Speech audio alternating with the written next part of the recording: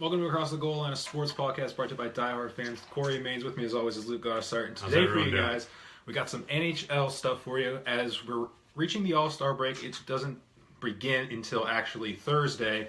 We still got 2 more games for some teams here on tonight, Wednesday, and then Thursday, the following night, and then they get the break before the All-Star game, which is on Sunday. And also, we're going to get into the conference championships for the NFL playoffs as the Super Bowl 51 is set now for Texas, or Houston. For Houston, Texas. Houston, Texas. Yeah. But nevertheless, we're going to start with some hockey, kind of a mid-season review. It's a little past midway through the season, over 42 games obviously through, but All-Star break, I guess, review as we go through. We're just going to, well, I am at least. I don't know how Luke went about it, but I went with just who's in the playoffs right now for both the East and the West. And that's good because I don't have that. You don't? All right, so I'm just going to go through who's in the East and who is in the West in the playoffs at the moment, the top 8 teams. Out of the Metropolitan Division, you got the best team in hockey, actually, which is the Washington Capitals. They have 70 points. Most of this is coming off of a recent winning streak that they've had, and they're still hot. Actually, just got snapped the other night. Yeah, a couple nights ago now, yeah. But they're still really hot right now. They've only lost like maybe 1 game in the last 12 or so. It is. They're up to 70 points, like I said. Best in all of hockey, not just the East. Actually, the Metropolitan Division in itself has 3 of the top teams in the entire East. Including Pittsburgh. Including Pittsburgh, who we'll get to just in a second. Jackets, similar to the Capitals, big win streak earlier in the season. About, I think it was 16 games it was. One shy of a hockey record. Yeah, the NHL record.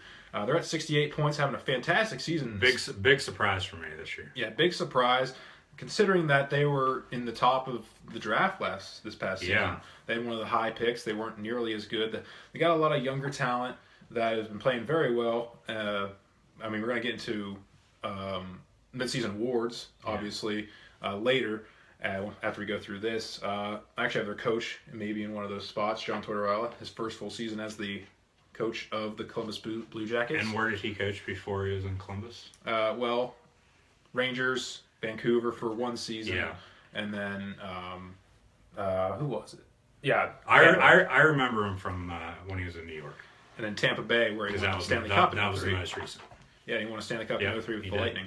So Tortorella, fantastic coach. He's getting that team back on not really back in the right direction. The Columbus Blue Jackets has never been a really good team in the NHL. They've only come into the league in about 2000, so they've only been around for about 16 years or so. But as you said, Corey, they have all that young talent. You put all that young talent together, something good is going to come out of it, more than likely. I mean, you can go to another Ohio sports team with the Cleveland Browns. They got a lot of young talent, but they're the Cleveland Browns. They're just awful. But we'll stick with hockey. The Blue Jackets, they've really surprised me this year. I didn't think they'd be this hot halfway through the season. But with that, 16-game win streak, as you said, it's really put them over the top so far. Yeah. And then that third slot in the Metropolitan is the Pittsburgh Penguins, who having a great season. Their 2-star players are playing really well. Sidney Crosby and Evgeny Malkin, they're in the top both. At the same time, normally in past years, one of them's really hot and one of them's really cold, and then vice versa with Crosby and Malkin. But as you said, now they're both playing hot at the same time, and Pittsburgh they might be a good favorite to repeat right now. Possibly. Both with Malkin and Crosby near the top of pretty much all offensive categories as it stands right now. Having a great season in defense of the Cup. So we'll have to see what happens come playoff time, obviously. Yeah, there's still a lot of hockey to be played. Yeah, obviously. It's not even the All-Star break yet. A team like Columbus. Got 2 more games, and then you got the rest of the season. A team like Columbus that's mostly here because of a big winning streak. They could fall off. They could lose some games late, But then we moved into the Atlantic. And this is where you realize that the Metropolitan is really stacked right now. The Canadiens lead the Atlantic with 65 points, the same amount as the Penguins, who are in 3rd in the Metropolitan. Yeah, so if the Pens were in the Atlantic, they'd be tied for 1st with the Canadiens at the moment. But where the teams are located is how the divisions are set up. So it's, it's not the luck of the draw, but you know what I'm saying. Yeah, also 65 points is actually good enough for first in both the West divisions except for the Central. Actually, 2 points off in the Central, 67 points. But that's good for a really high positioning in any of these divisions. Sure. but it's only good for third in the Metropolitan. So the Metropolitan's fantastic right now. And they did have 5 teams in the playoffs as it stood. One from the Atlantic came in, a really surprising team, which we'll get to. They got into the wild card 2 spot so far. But moving through the Atlantic's a very interesting division this season because the top 3 teams in the Atlantic were not in the playoffs last season, actually. That's surprising. They didn't make the playoffs. Canadians didn't make the playoffs. It's a bounce-back season for the Canadiens because they were hot early in the season. Last season, slowed down late. Carey Price got hurt, and they kind of just fell into obscurity then. But this season, picking it up again where they left off early last season, looking really good, and destined to possibly make a good run in the playoffs. Yeah, it always seems like the Canadiens or the Senators, or at least one Canadian team that's in the East in the NHL, they always have a good season the one year. The next year they're down. The next year they might be a little bit better. They might be down again, or hell, they might be the best team in hockey. In recent years, it's what it seems like.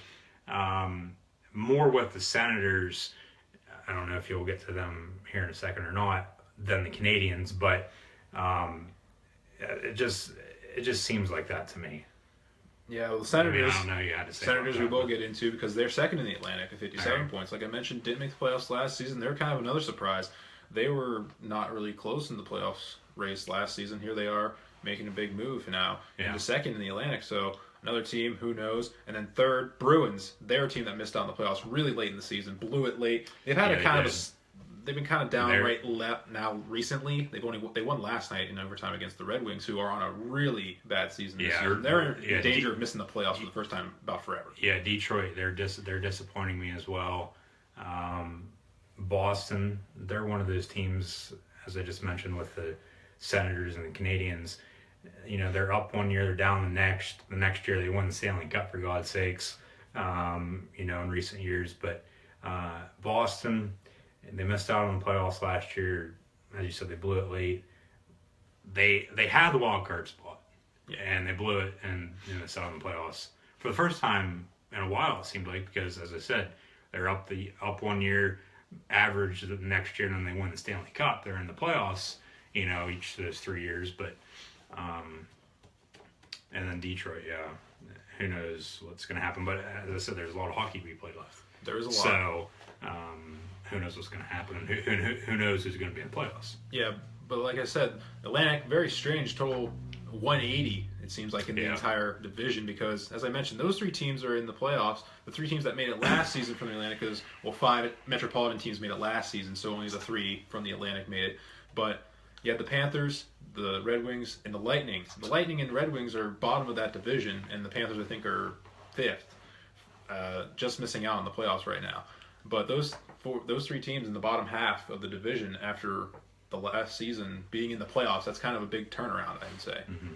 But the Atlantic is a tightly contested division. Like I said, Lightning are last, technically. They have 49 points. That's not too far off from the Bruins, who have 54. It's only a couple of games. Bruins lose a couple of games. They win a couple of games. They're right there. But the Lightning have not looked too great as of late. Similar to the Bruins, as I mentioned, the Bruins have only just won last night, and that was their first win in a couple games or so. Or maybe they're up and down, but they haven't been doing too well.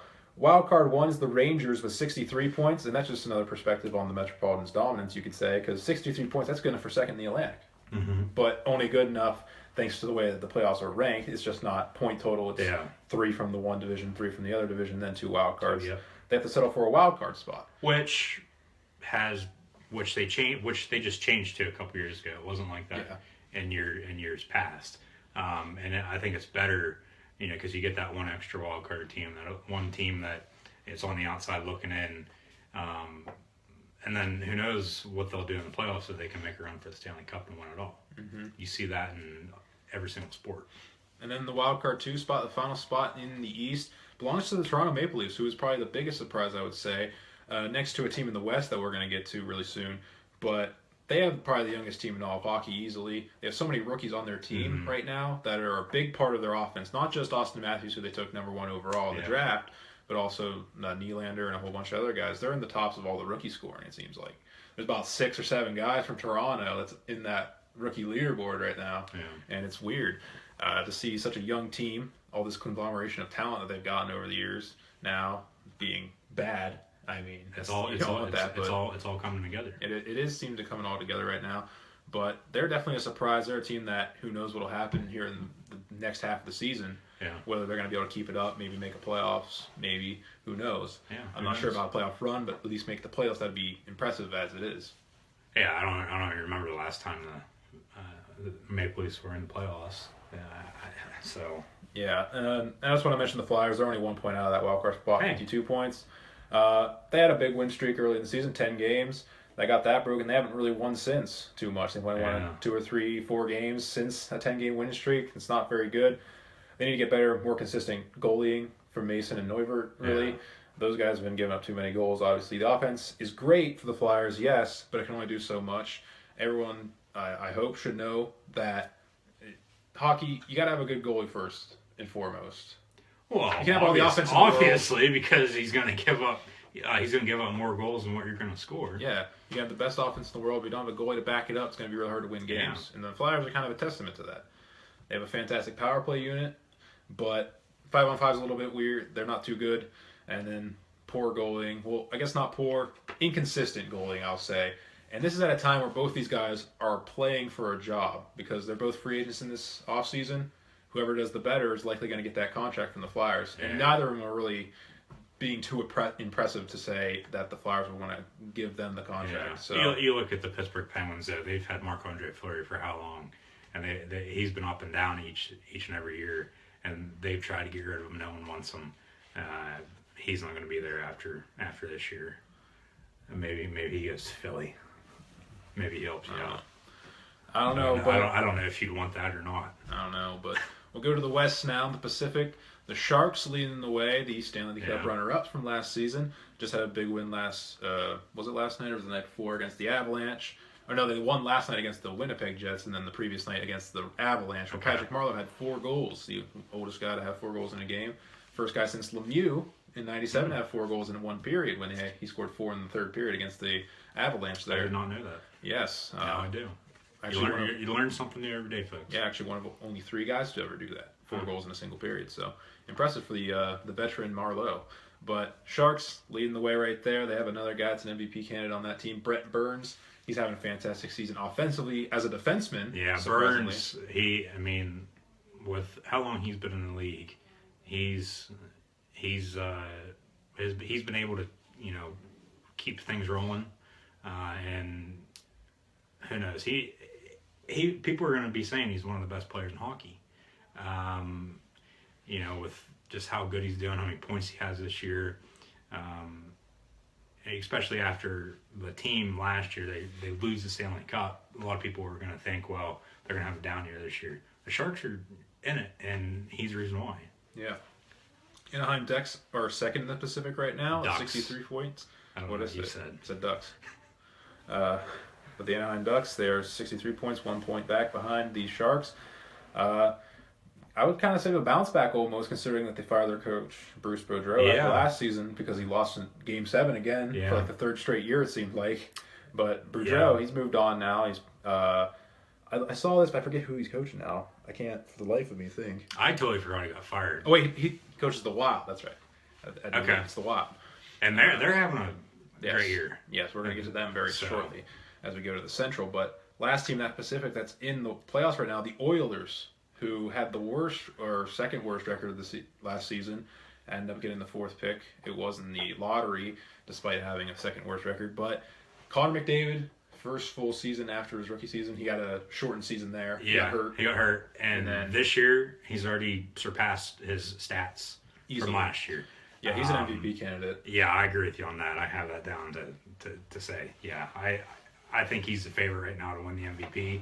But, the two teams in the Metropolitan with the Pens and the Capitals, you can't argue the best players on those teams that were in his footsteps at one time, not that long ago, with Sidney Crosby and Alexander Ovechkin, that they should also be in the MVP conversation at the moment. But as we said, and as I've said a lot already today, it's only the halfway point in the season. Mm-hmm. We still got a lot of hockey to be played. So, what if McDavid gets hurt again? What if Crosby gets hurt? Knock on wood.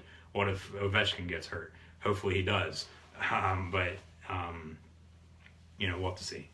Yeah, Oilers another team like the Maple Leafs that have a lot of young talent. Yeah. That have come into being thanks to not being too good over the however many years now. But forever. Yeah. Well, no, I mean not forever. Of course, Gretzky was there, obviously, and helped. Well, since he left, it's been forever. For the most part, you would have to say, yeah, they've only made it probably about a handful of times since then to the playoffs at least. But Central now, the Wild, as we just mentioned with Bruce Boudreau, 67 points, led by their goaltender Devin Dubnyk, who is definitely a Vezina trophy candidate for sure. I think probably a favorite in that one, with Sergei Bobrovsky for the Jackets because of that winning streak mostly. Bobrovsky has the most wins, but Dubnyk has the better save percentage and goals allowed. So that'll be an interesting race if they both keep it up here throughout the stretch of the season, the back half now. But Wild, great season, I would have to say. Yeah, they're really impressing me as well, along with Columbus and then Edmonton as well, because McDavid's just having a hell of a year. I mean, he was a top pick, and a lot of people were, that's what you're supposed to do if you're a top pick. Hockey, it seems like if you are a top pick, you're going to do well. Football, you look at top picks, they go down the drain. But Minnesota, I wouldn't be surprised if they go to the Stanley Cup now. Last year, they lost in the playoffs. They were the 8th seed. Yeah. Well, second wild card, technically. They lost in the playoffs. They had a good enough team to make a run, but with them losing, getting a new coach now, things change. They got a lot of young talent, as we said. I wouldn't be surprised if the Wild go to the Stanley Cup, and I wouldn't be surprised if they win just because I don't really have an explanation. They're just playing so damn good. Well, if they want to do that, they're going to have to get to the Blackhawks, who have been perennially one of the best teams in the West, and they are second behind the Wild in that Central with 65 points. Don't really need to talk about the Blackhawks. They've been pretty solid for they're the let's say New England Patriots of hockey right now. That's a pretty fair analogy. Because they won 3 Stanley Cups in 5 years. Something, yeah. Shout out to CM Punk for being a huge Blackhawks fan, and shout out to Brett Michaels for being a huge Minnesota Wild fan. I agree with that. They got to get through Chicago. Yeah. And then the Predators, they come in third in that Central with 54 points. And we move on to the wild card, the Blues, at 53, I think I'm reading. 53. Let me see it. You're 53? Did I write 53? 54. For the Predators. For the Predators, yeah, but I'm talking about the Blues. Oh. 53. I can't even read my own handwriting. Well, looks like 53 or 55. Yes. One of the two. Somebody look it up for us, 53. Please. No, it has to be 53 because they're in the Central. So if they had 55, they'd obviously be third in the Central. So, and then the Flames are also in the Central. Another kind of a surprising team, 51 points this season. I think they've been playing a lot more consistently lately, I think. I haven't really kept an eye on the Flames too much, though. The Flames? Yeah, the Flames. Yeah, I mean, Calgary, they're up in Canada. I don't think anybody really pays attention to them. Yeah. Besides Canadians. The Blues, they picked up a big win last night against the Penguins. Yeah, they did. Shut them out. 3-0. Shut them out in Pittsburgh. Oh, yeah, on the road in Pittsburgh, yeah. Pretty impressive win.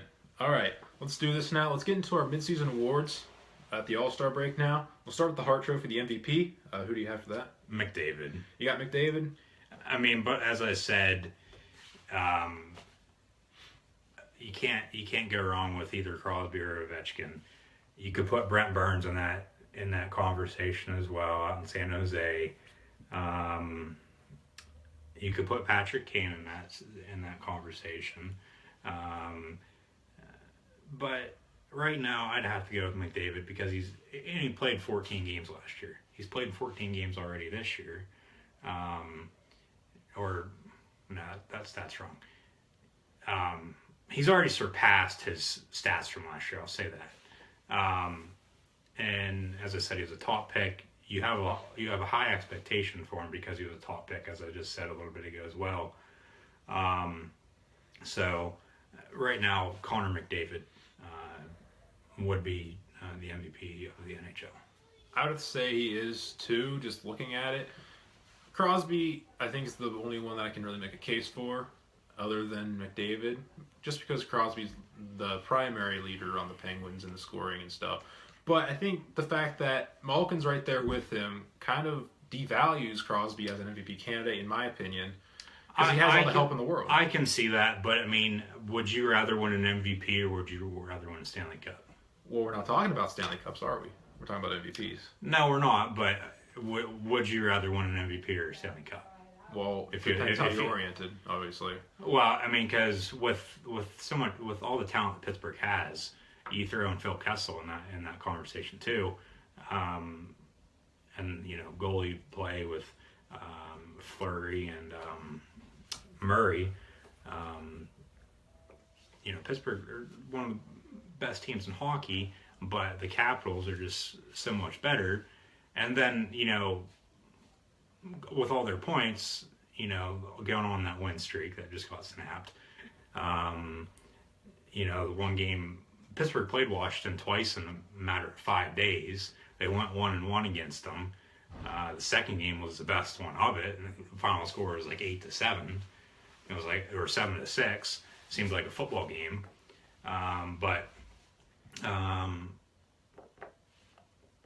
with all of Pittsburgh's talent, it's better that they do have Malkin and Crosby, and I'd rather have him win another Stanley Cup than have him win an MVP.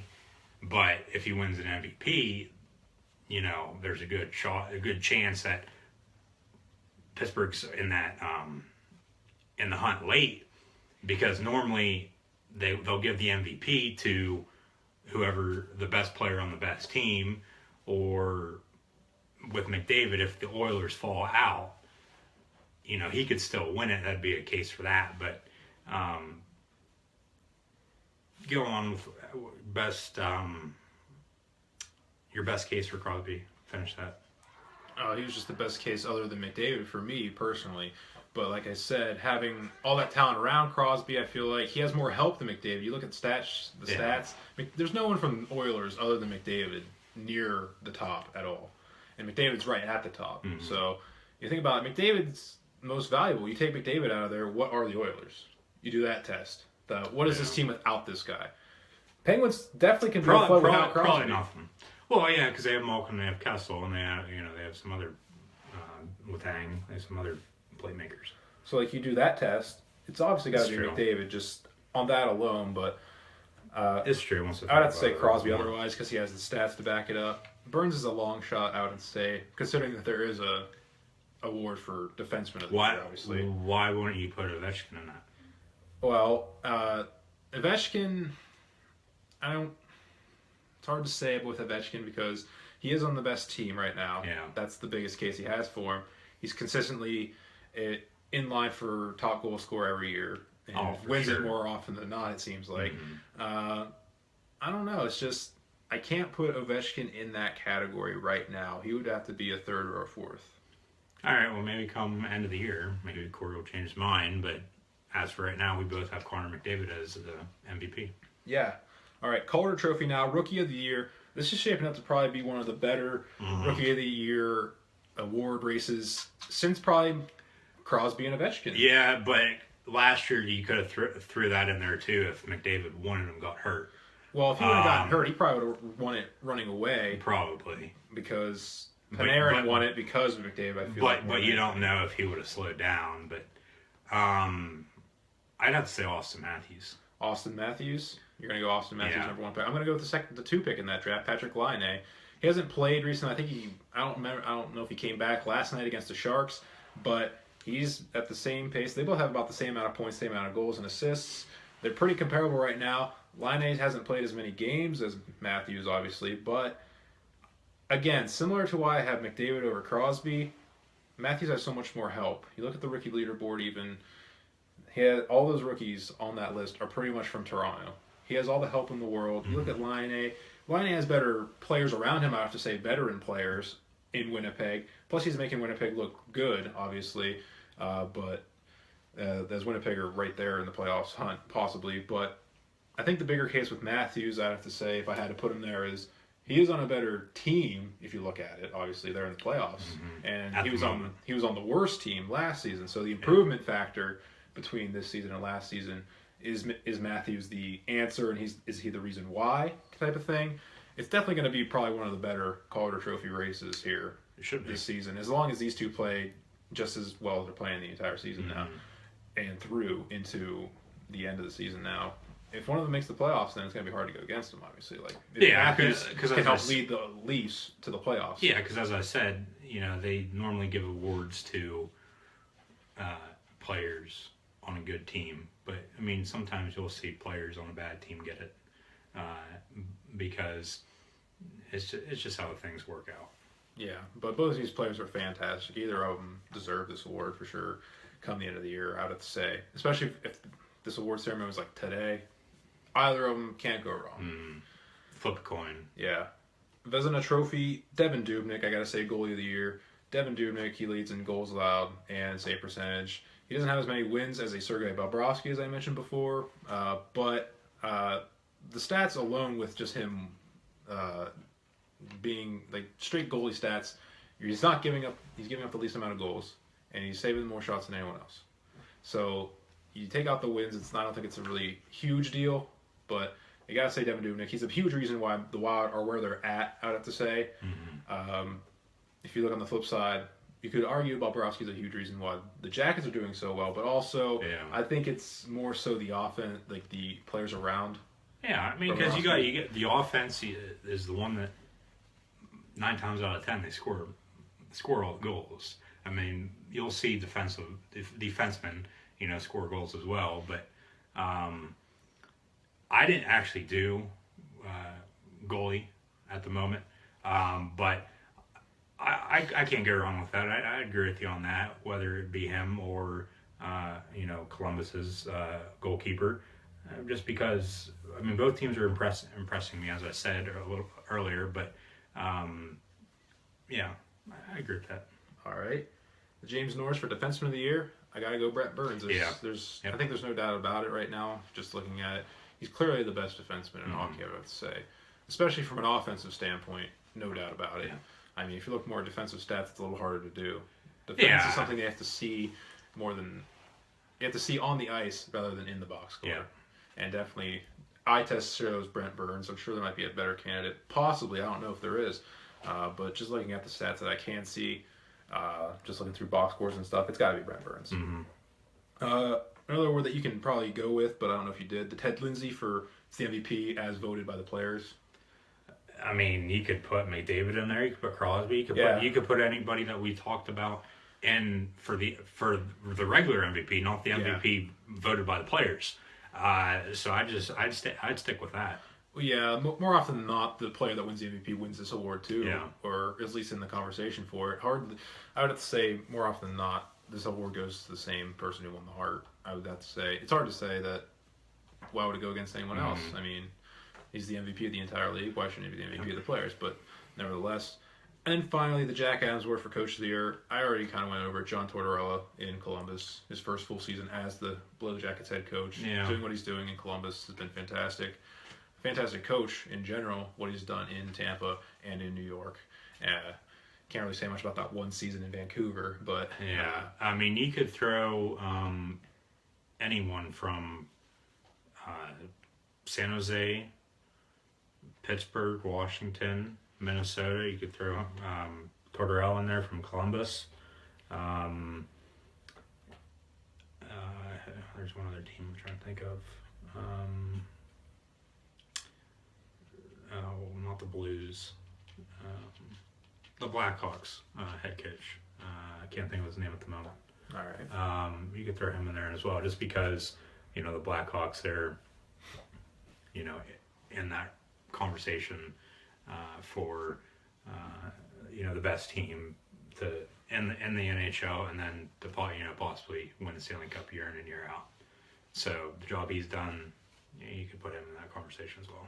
Well, I think the defining factor for Coach of the Year should be a coach that's done something to a team, like turn the team around. Yeah, I mean, you look last year in Pittsburgh. I don't really want to give it to a coach that just keeping it going for so many years because it's like he's done this every year. He hasn't really like this is nothing new.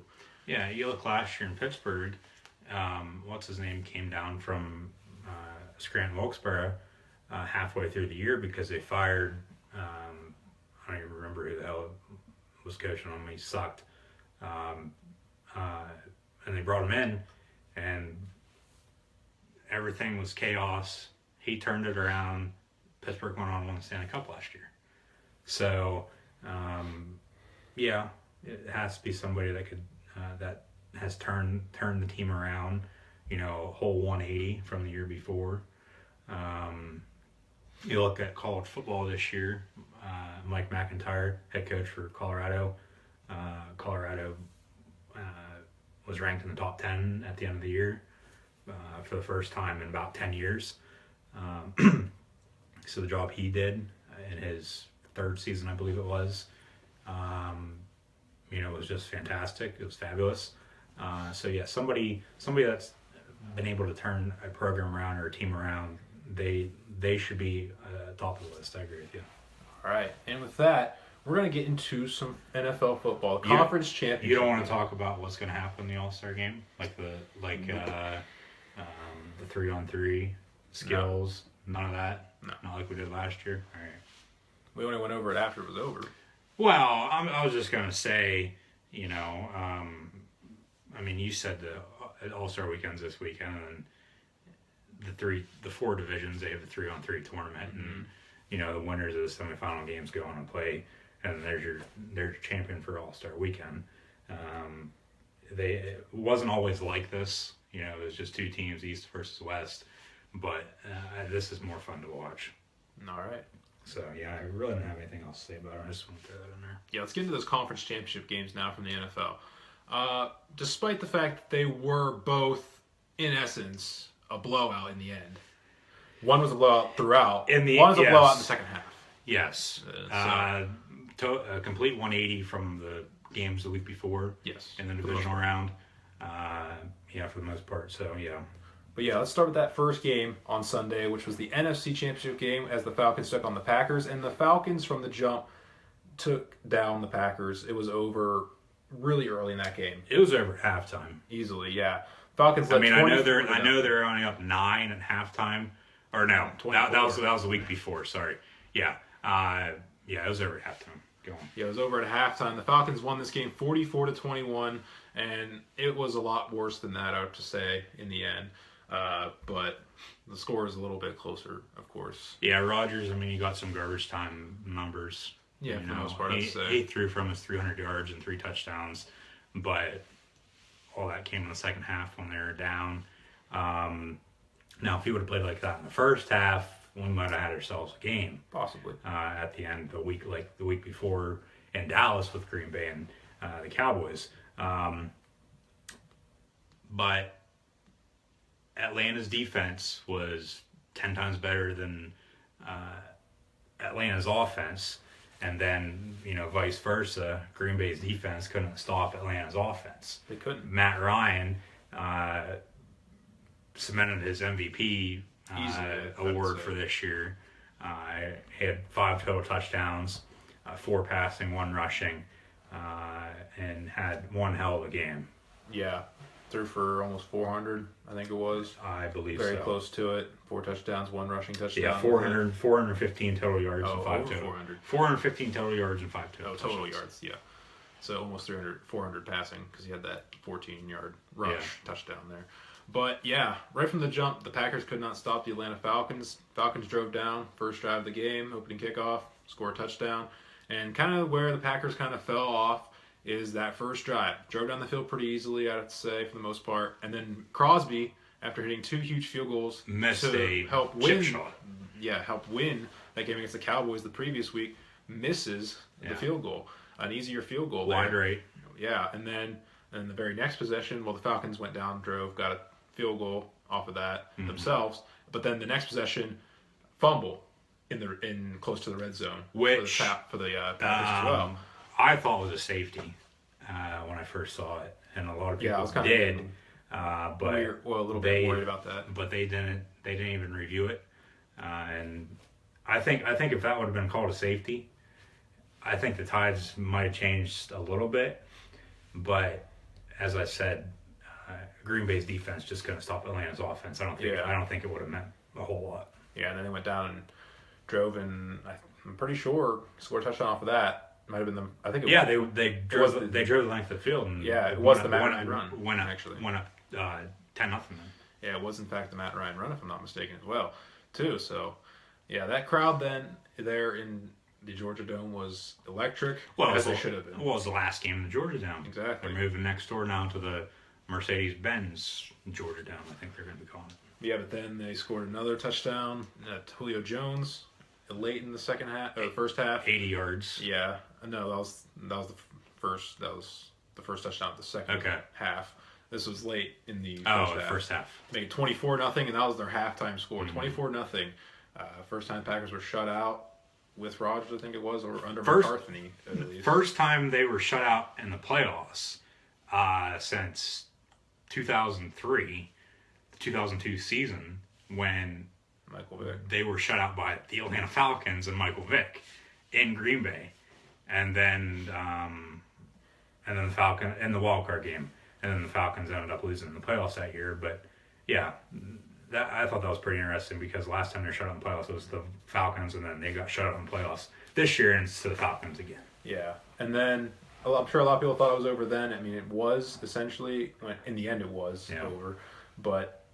Cementing it, the 80-yard touchdown to Julio Jones really early in the third quarter, icing it, I would just say, making it 31-0 early in the third quarter, and that was it. I mean, I think the funniest thing that I saw during that game, it was kind of like spoke to how this game was playing out, is because the Packers had just scored a touchdown, they went for the onside kick late in the fourth, and then Mohamed Sanu almost takes it back to the house, the onside kick.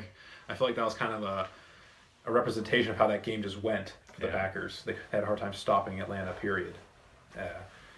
So now Atlanta making their first Super Bowl appearance since '98, where they got crushed by the Broncos and John Elway really bad. Yeah.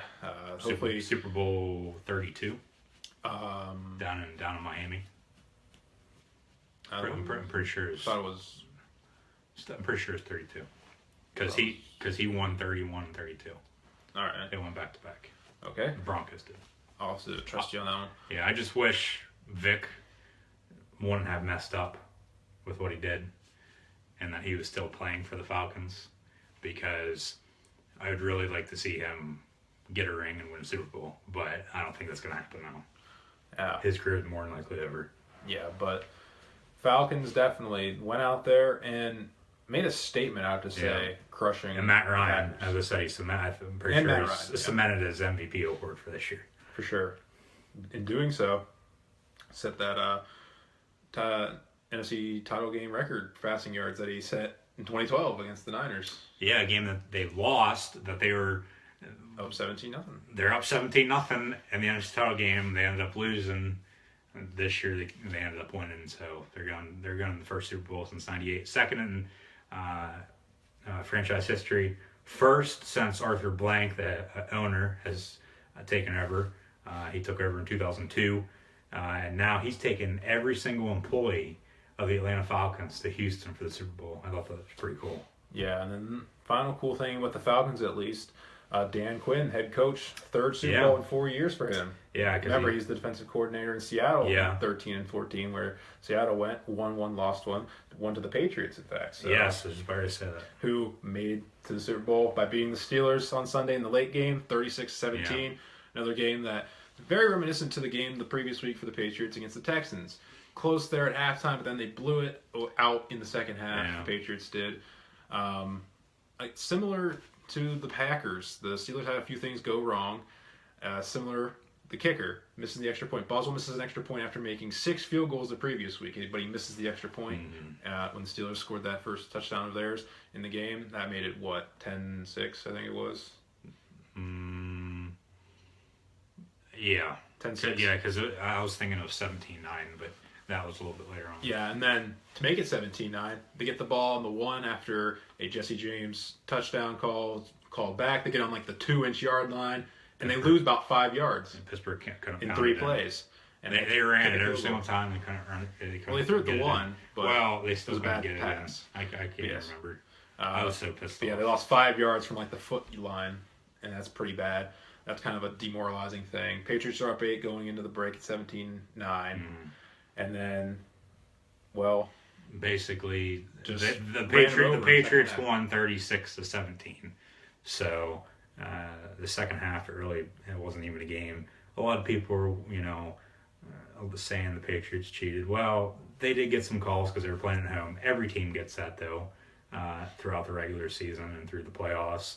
But Pittsburgh, they didn't play as good, and New England really deserves to represent the AFC in the Super Bowl.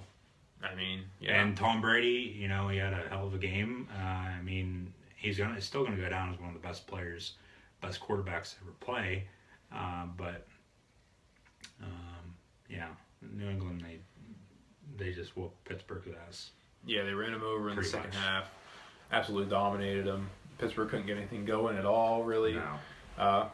Some drops here and there by some guys because Roethlisberger was forced to throw to non-reliable targets because the Patriots did exactly what many thought they would, and that was isolate Antonio Brown, double cover him, take him out of the game, and he pretty much did. The only time Brown really did anything was against the zone, and he didn't really make any big plays, which is what he tends to do most of the time. Yeah, so. With Bell getting hurt too, I think that really helped New England, because I said last week if they could stop Bell, they'd have a good shot at winning, but with him getting hurt, they didn't even have to stop him. They were stopping him. They had to stop DeAngelo Williams. You're acting like DeAngelo Williams is a schmuck, but he's not. He's not, but Pittsburgh, that's their only running back then. Pittsburgh, normally they have that two-headed backfield that can really end the game by running the clock out. But with him getting hurt, it really hurt Pittsburgh. Really hurt, because then all they do is throw. But, they were stopping Bell up until he got injured. They stopped DeAngelo Williams, too. Patriots' run defense is just phenomenal. They're saying best defense in football now, since Houston's out, obviously. But you got your two best teams left, and Atlanta has the best offense. Mm-hmm. Those teams are meeting in the Super Bowl now. 4 of the last 5 times teams like this have met, the team with the best defense has won. Yep. And another little fact I saw too, the team wearing white jerseys in the Super Bowl, they've won the last 11 and 12 Super Bowls. The only exception was Green Bay when they beat Pittsburgh in Super Bowl 45. And now New England's wearing their white away jerseys. So, you can say New England's going to win the Super Bowl by that, but that's why they play the games. Yeah, so now Super Bowl 51 is set. Patriots taking on the Falcons. Houston. Yeah, Houston. We'll do a brief preview of it now. We'll get more into it next week, though. Yeah. Because that's why I really want to get into it in Super Bowl week. But, get into it right now. We kind of already glossed over some of the facts. The top-ranked offense in Atlanta going against the top-ranked defense in New England. But it's going to be an interesting matchup because, of course, both... Patriots offense isn't no slouch. Yeah. The Falcons defense isn't no slouch, and those are the two things that... Yeah, last year, Carolina's offense was one of the best, and Denver's defense was one of the best. Yes. And Denver came out on top. Super Bowl 48, Denver and Seattle. Denver had the best offense. Seattle had the best defense. Seattle blew them out of the water. And then 47, because it was 4 out of the last 5. So Baltimore had to have, or that 47 might have been the one that wasn't. So you'd have to throw in 49 then with Seattle and New England. New England must have had the best. One of them had the best offense and one of them had the best defense. I really don't know. I just saw it was 4 out of the last 5. I didn't really look into it. But as I said, if things go like that, New England's going to win the Super Bowl, but that's why they play the games. Exactly. That's why they play the games. But we will have to see about the Super Bowl because 2 weeks now. Well, not less than 2 weeks. Less than 2 weeks now, of course. We're going to get more into that with who we think is going to win that game next week, obviously. Yeah. As the picks stand right now, I won both my games last week. You lost both your games. Yes. One back. We got one game left. The way I see unless you want to pick the Pro Bowl this week, no. Who's going to win between that? That's on Sunday. That's impossible. They go back to the AFC NFC format. We talked about that a little bit before Christmas. Some players aren't playing in it, obviously, because they're playing on the Falcons and the Patriots in the Super Bowl. But then people get hurt there too, so you'll have replacements. But that's Sunday night. Yeah, so now you're only one game back from me. We got one game left. I know who I'm picking. I don't know who you're picking, but I know who I'm picking. Well, I would like to propose that in the result of the tie, I win the picks, considering that I would win the Super Bowl. I would have won the both championship games anyway. I feel like I would win a tiebreaker in that situation. If I win the Super Bowl. We'll and it's in a tie. Let me think about it, and we'll figure that out by next week. How about that? Because I didn't even think anything about that. So but that was my plan last week. That's why I picked the Falcons last week. Okay. So that I can get into the situation right now. And you are in that situation. Yes. We'll think about it, or I'll think about it, and you will. I'll let him know by next week, and we'll let everybody know on here next week what we decide to do. More than likely, we probably will, because I'm just that nice. But yeah, we'll see about that. All right. Getting to the end of the show now. Question of the week this week. Yeah. With last night, 3 of the top 4 teams lost in college basketball. First time since 2012, and the second time in the past 20 years it's happened. Well, second time when they've all played on the same day. Yeah, that's what I mean. Yeah. But Villanova went to Marquette, and they lost to Marquette. Marquette's first win against the number 1 team in the regular season. They beat Kentucky in the tournament. When they D-Wade. Yeah, with D-Wade, of course. But second all-time win against the number 1 team, first ever in a regular season game. Yep. Kansas, number 2 team in the country, lost to West Virginia, and Morgantown got crushed. In West Virginia, that's 2 weeks in a row. Well, two times in 3 weeks, they've took down the number 1 and number 2 teams at home by more than 15 points. Yes. And then West Virginia, they might be a force to reckon with come tournament. They're a tough team to play against, that's for sure, with that press. But then Kentucky, they lost to Tennessee in Tennessee. So all those teams lost on the road. That's another thing right there. Yeah, the Villanova and Kentucky games, they're only 2-point games. Yes. But Kansas, they got crushed. And it's been five straight years now they've lost when they've gone to Morgantown. Yes. So our question of the week this week concerning that is, who will be the new number 1 team in college basketball come Monday? Because should be interesting. Should be interesting. Because you got a lot of good teams right now. The way I see it, it's hard to go against the Gonzaga team, undefeated. They're at 3 right now. They didn't play at all last night, so they got kind of lucky there. They'll play late Saturday night.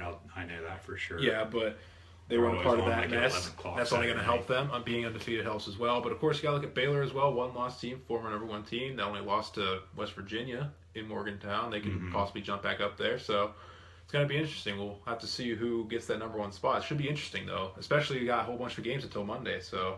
Yeah, I mean, you got a big game Saturday night as well with 2 teams that lost last night between Kansas and Kentucky.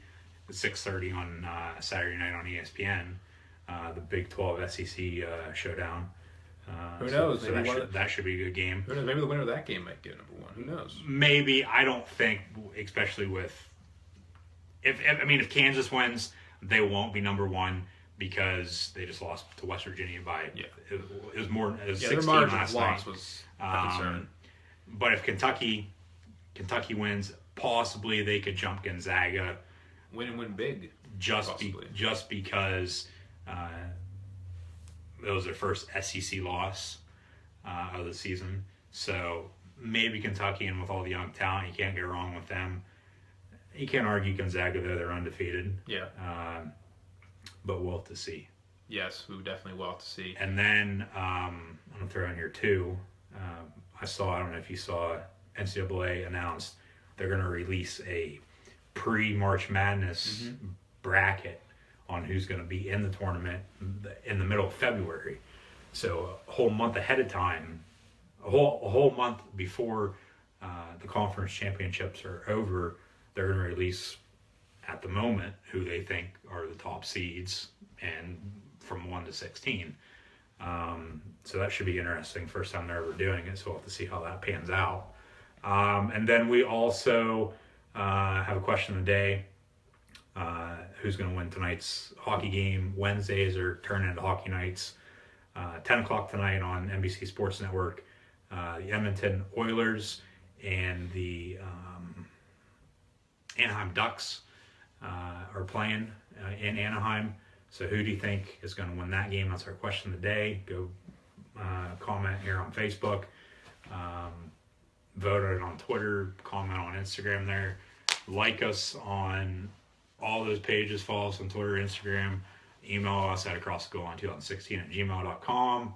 Subscribe to us over on YouTube. We're here on YouTube, depending on where you're watching us at the moment. We're on Facebook Live at the moment, so this video will be up on YouTube later tonight. What else is there? We also lost one former baseball player and a current baseball player this past Sunday. Two separate car crashes in the Dominican Republic. So we want to pray for their families. Both of them were laid to rest yesterday. Two great players with Ventura and Marte, and it's actually the third baseball player to be killed in a accident within the past couple of months. Because you go back to September,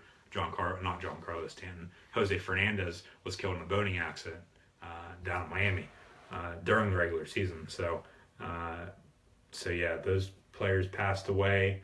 I really don't have anything else to say. Just stick around. We'll be back shortly because we're going to be doing our WWE NXT Takeover San Antonio and Royal Rumble predictions for this upcoming weekend. So stay tuned for that, and we'll be back here momentarily. And as I said, question of the week, or as Corey said, question of the week, number one in basketball next week. Who do you think it's going to be? And then who's going to win tonight's hockey game between the Oilers and the Ducks? And then we'll see you next week here on Across the Goal Line.